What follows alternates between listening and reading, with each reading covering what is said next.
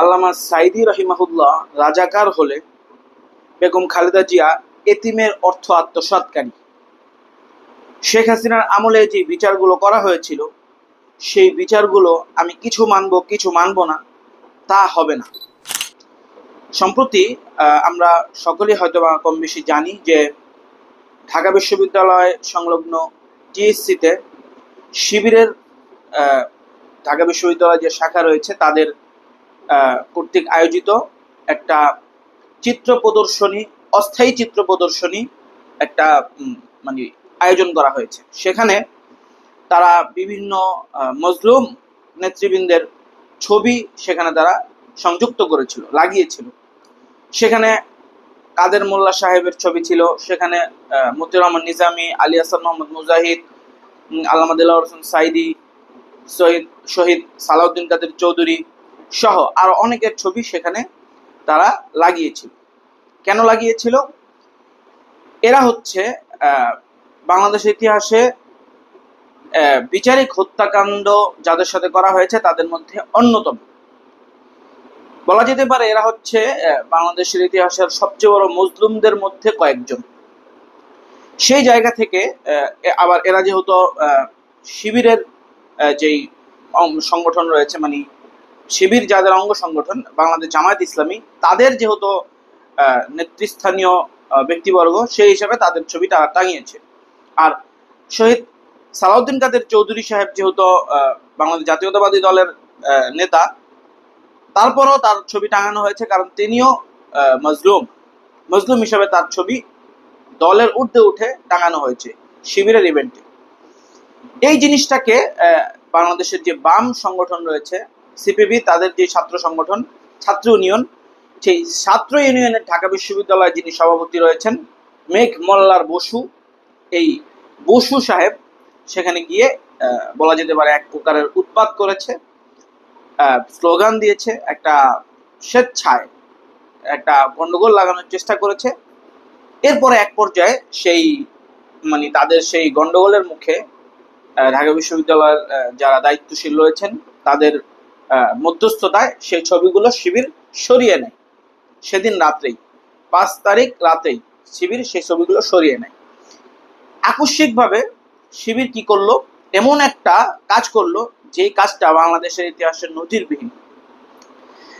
দেখেন, শিবির সেখানে এই মেঘ মোল্লার বসু গং যারা রয়েছে, এই বামপন্থী, এই বামরা, এরা যেহেতু এই কাদের মোল্লা, তারপর আলী হাসান মোহাম্মদ মুজাহিদ, মতিউর রহমান নিজামী, দেলোয়ার হোসেন সাইদি, সালাউদ্দিন কাদের চৌধুরী, ওনাদের ছবি টাঙালে এদের সমস্যা। এরা বলছে কি এরা রাজাকার।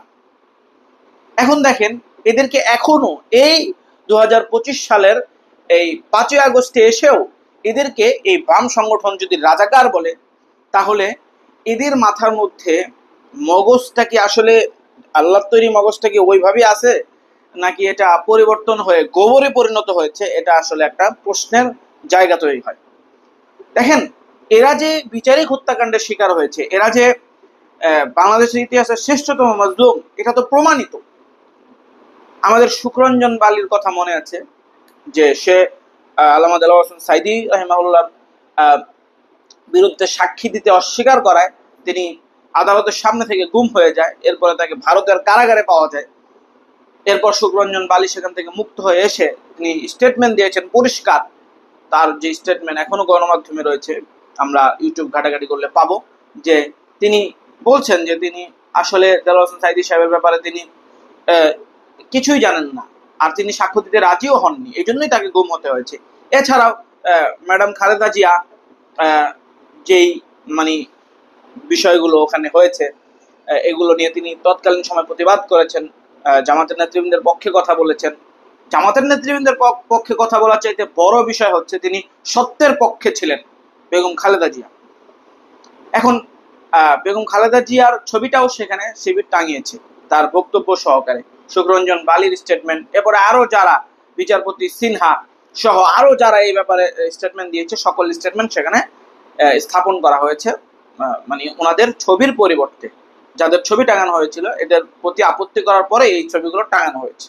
তাহলে এখানে বিষয়টা কি দাঁড়ালো, যে তোমরা তো ওই আগে যাদের ছবি আমরা টাঙালাম সেই শহীদদের ছবি, তাদেরকে তোমরা রাজাকার বলছো, তাহলে এর বিরুদ্ধে মানে এই রাজাকার বলার বিরুদ্ধে যারা সাক্ষী দিয়েছে অর্থাৎ শহীদদের পক্ষে, এটা যে একটা বিচারিক হত্যাকাণ্ড, এটার পক্ষে এটার দলিল যাদের সাক্ষ্যগুলো বহন করে তাদের সাক্ষ্য এখন টাঙিয়ে দেওয়া হয়েছে। এবার ওই বামদের বাবার ক্ষমতা থাকলে তারা এবার এটাকে ওখান থেকে পারলে সরিয়ে দেখাক এবং এটাকে মিথ্যা মানে মানে মিথ্যা সাব্যস্ত করে দেখাক, যদি বামদের বাবার যদি সমর্থ থাকে।